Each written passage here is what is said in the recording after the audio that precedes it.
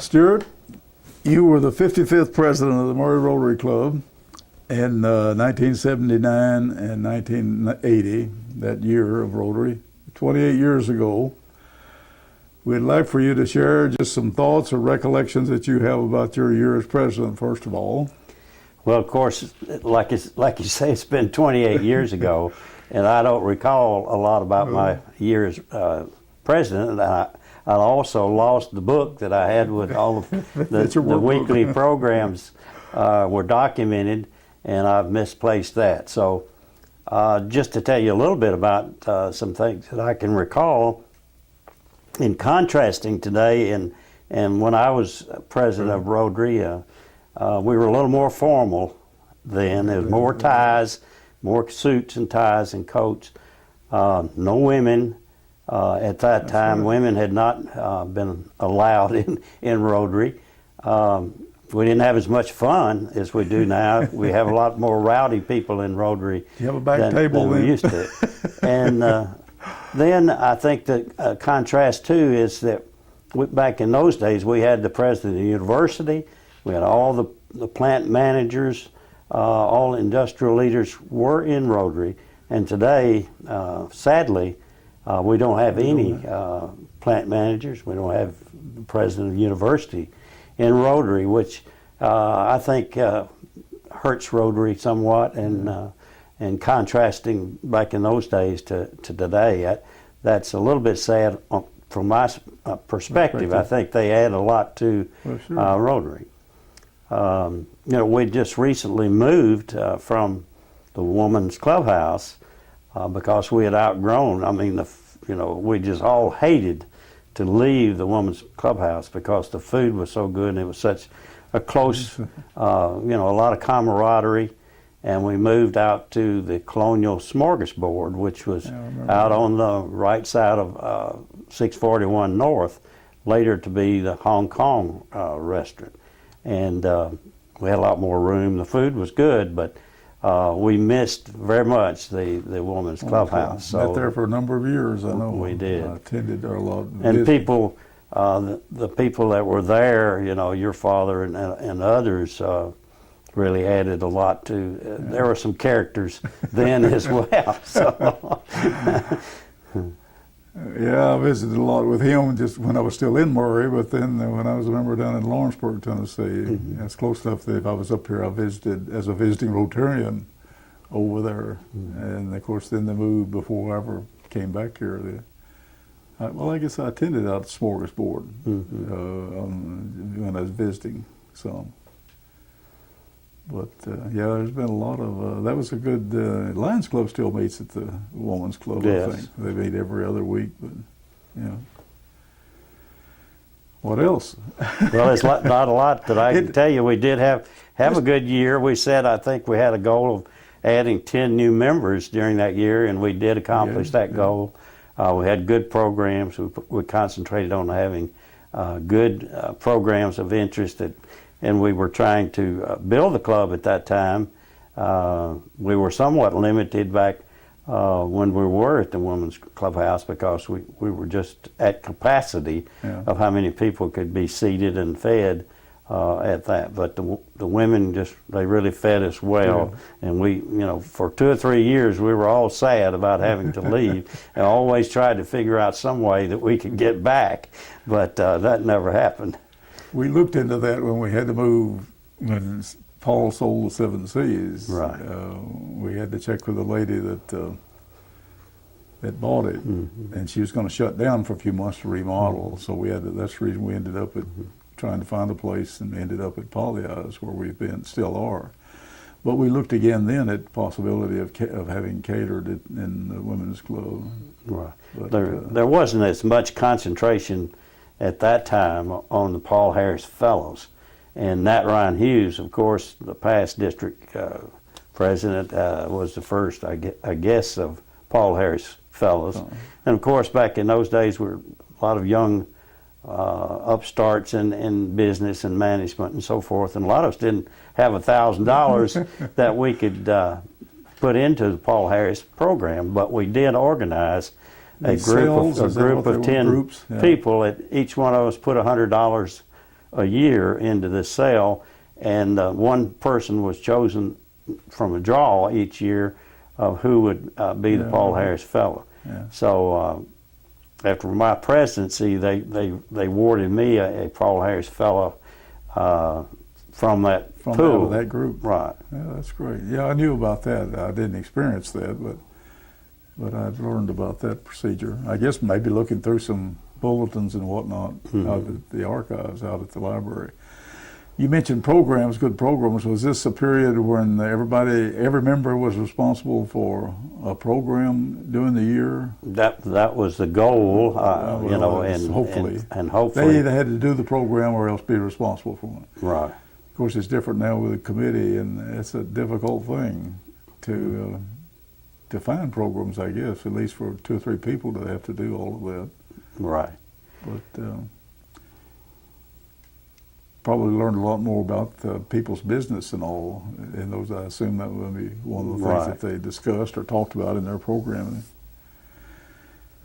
Well, you could just share anything about Rotary in general that you, not specifically that year, but what we're doing, you know, is taping these, and they'll just go into the archives. I don't know, but it'd be interesting. This will be 20. There's 23 of us, and that's out of, let's say, 84. I assume that would be 84 presidents through Greg right now. It's been, you know, chartered in 1924. It'd be interesting if we had something like this for every presidency or every year of the Murray Rotary Club, you know, what was going on things that took place, and what the projects and programs of Rotary were. But I think this will serve some purpose. I don't know. We don't know who might look at them. Well, in 1980 was a very volatile year in Murray, in the fact that this was when the union and Tappan were having a lot of problems, and the union had been threatened with closure if they didn't, you know, straighten up and support the company. And the union didn't believe that, and finally Tappan just basically closed the doors and hauled the equipment out over to Tennessee, and there were, you know, was a real void left in Murray at that time, and everybody thought that there's no way that we would ever replace the Tappan plant. But however, some young whippersnappers at that time basically saw how critical it was, and some of us got together and had a meeting, and we all ran for the Chamber of Commerce board, and pretty well overthrew the old standard people that had been on there for years, and brought in a new. We let go of the existing executive director and brought in a person that had a lot of experience in recruiting industry, and lo and behold, it was just a short time we were able to put Briggs and Stratton and also bring in Kinlake Foods that basically took the place of Tappan and non-union type of atmosphere, which has been very successful and certainly been a boon to this county and this community. Well, Murray's been very fortunate to maintain that, like when Fisher Price, you know, left, and then Pella came in, and it's been very fortunate to maintain that. But it takes a lot of people with a lot of initiative, and of course we have a director now with Mark Manning, you know, to handle it from the industrial standpoint. But at least have to have some vision and some interest and Bill support. Tootin. Bill Tootin was our executive director. Bill Tootin. I don't remember. Rootin' Tootin, we called him. Yes. It's good.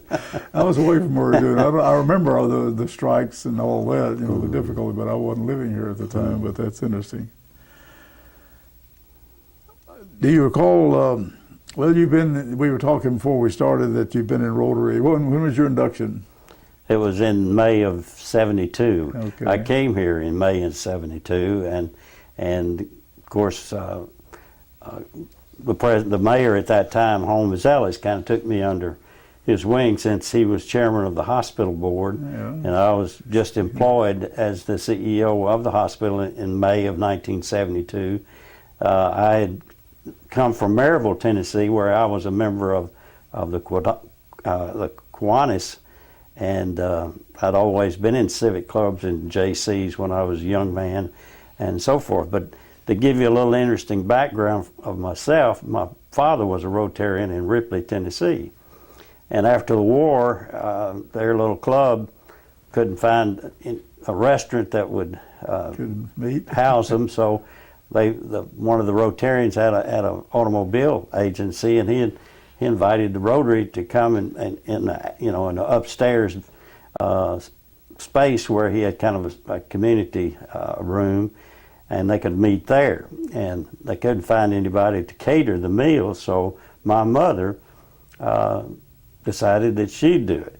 So she started cooking for the Rotary Club, and my father was a member, and he died in 1951, and she continued after he passed away, continued to cook. And of course, I was growing up as a young boy, and I would go up and eat with the Rotarians every Thursday because she was cooking. I didn't have any food at home, so I'd always go up there. So I've been listening to people sing R-O-T-A-R-Y since I was about 9 years old. So that was my start, and I always wanted to be a Rotarian. Okay. But when I went to Maryville, I decided the Rotary was not that strong. The Kiwanis was the strongest club in the community, and my boss was in Kiwanis, so I joined that club.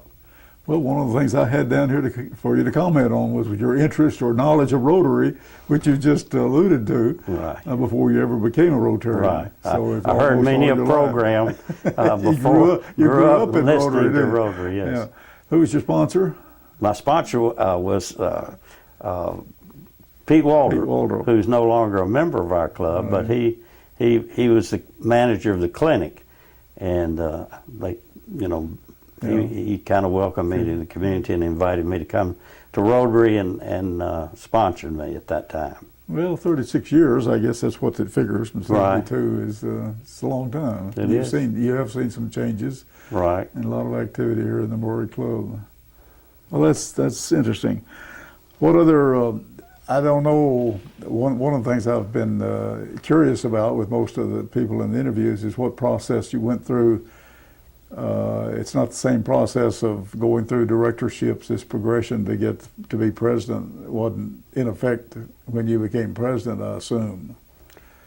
Well, was it just again, a nomination for that year? Right. You served as president-elect. I had been on the board. And you were on, okay. Right, I was on the board, and I had not served as secretary or any other position, but I was nominated for the presidency, and okay. I think I just had to sit out 1 year as in waiting before I took over as president. Yeah. Okay. All right. You've been on the board. I assume as director of some of the service areas, or just yes, I have been through those. Okay. Mm-hmm. Of course, that's been when I came in to the Murray Club, it's a 7-year progression. To go through all that. What other committees or responsibility? You haven't been any other officer. You just mentioned not a secretary. No, I've not been a secretary, but I have been chairman of areas, and also been on several committees. Been on the golf committee, and been on the ham breakfast, the parade committee. And I might mention that when I was president, that back in those days, we did sponsor the ham breakfast as well as the parade, and that was a big thing in Rotary, and it always has been and continues to be to this day. Well, that's probably the ham breakfast, at least, is the one project or thing that we do that involves most Rotarians or members of the club. But back in those days, we had to sell all our tickets rather than just charging them to. Y'all must have gotten tired of doing that. Yeah, we developed did. the other procedure. Well, I guess there are still a few that are sold. I don't know, but not very many. I think that since we have the other process of purchasing them. You're a Paul Harris Fellow. I am. You are? Okay. That's good. What about any anything involvement in the district? No, I never was an officer, but we did. A group of us went to Bowling Green and attended the district conference when I was president. And then later, after my term was over, historically they had decided that each past president would be allowed to go to the international convention, and your expenses would be paid if it was in the United States.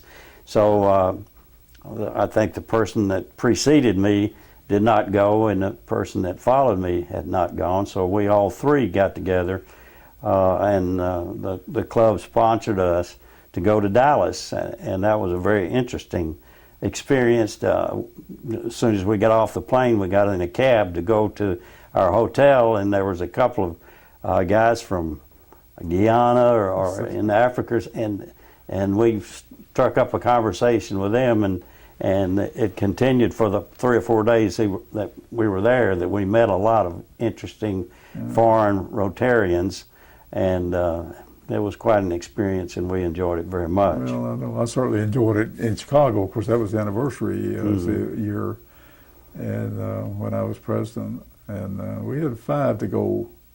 Well, 4 in the club. Forrest Pretty had come and gone with Gene Schonbacher. They drove up together.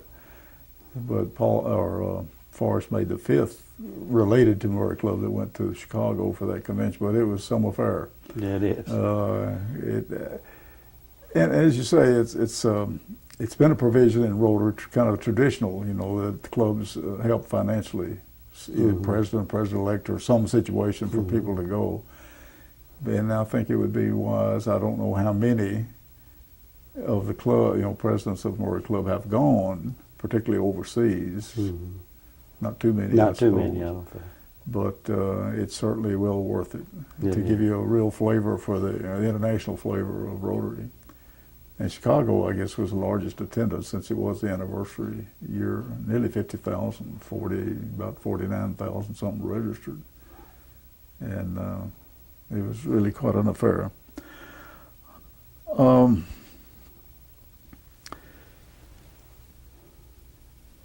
The idea of service for the Rotary, I've always thought Rotary is kind of the grandfather of service clubs. It's the oldest, and of course they all do good projects. You mentioned Benny and Kiwanis and Lions. I know I had a lot of association with the Lions Club in Lawrenceburg when we were there.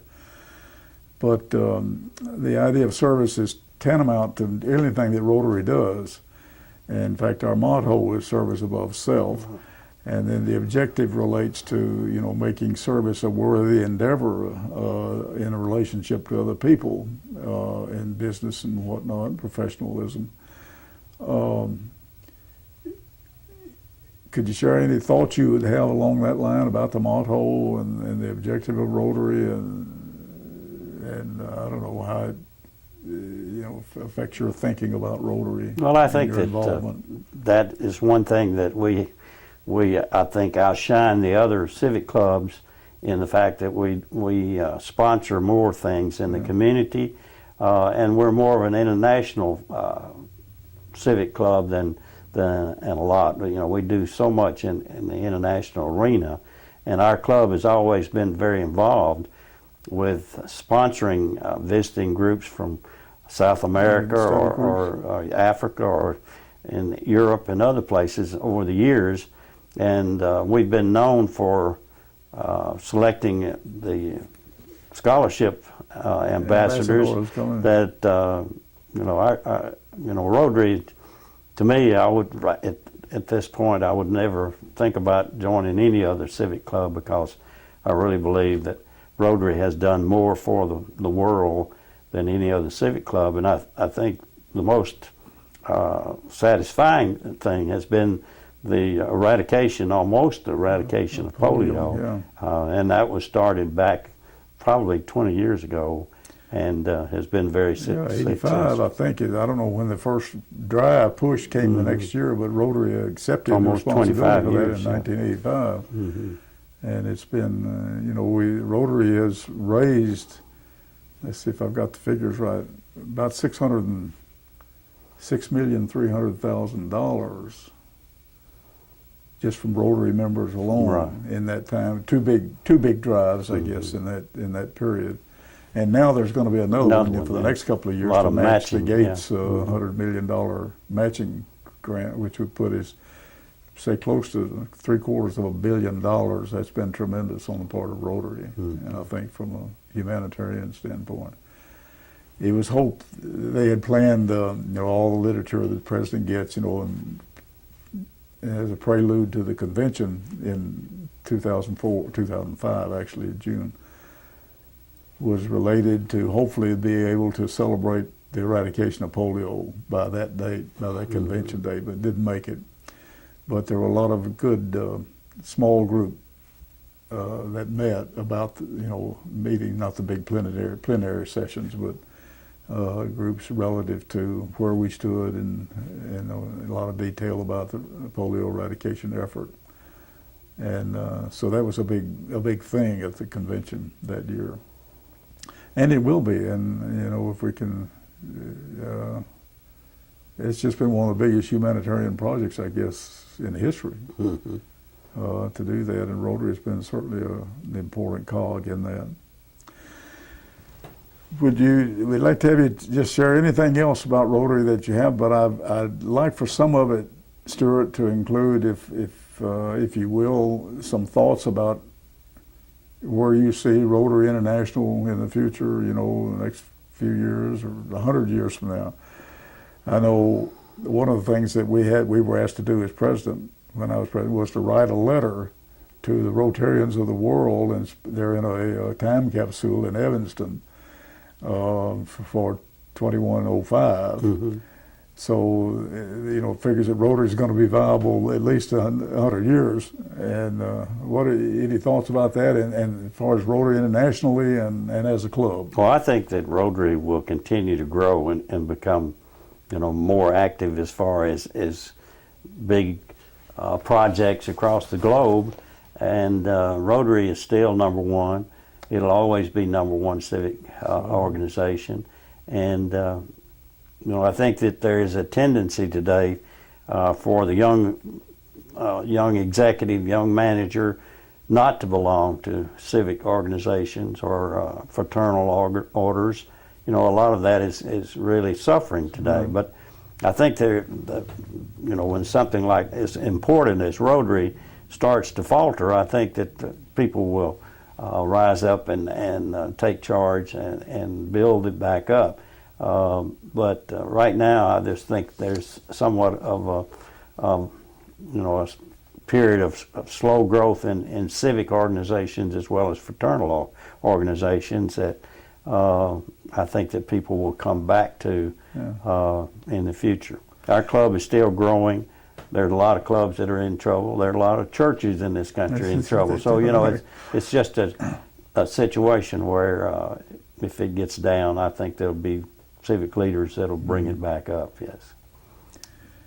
Well, I think that the secret of Rotary is its diversity. You think worldwide, and the diversity of cultures and all that are involved with, all in the objective of Rotary, and it's really tremendous. Of course, that's true of Lions International also, and I guess Kiwanis too. I don't know that much about how they're internationally involved, but I think the secret is just because of the diversity, that there's going to be enough interest and vision and so forth from various areas of the world that'll keep it a viable activity from a social standpoint. So, well, as I said, our idea here is just to get some reaction that can be used for people whoever's going to look at these tapes. Right. We'll get them on tape. We plan to have a program at Rotary taking some excerpts from these for at least one program, and just show that that's what John and Edwin are going to prepare for us. But I think it's been an interesting thing to me. Yeah, I've to be enjoyed involved Rotary in it. very much, and the memories of the people that have gone before us Yeah. is very important to me. Yeah. Well, one of your cohorts at the back table, we won't mention any names, talked about the fellowship that's there, and I know a lot of it centers around that group, and we were joking about that the other day. But I mean, it wasn't a joke because I mean it's quite serious that how close the fellowship is, Right. and not only that specific area, but the club in general. And I think there's a good future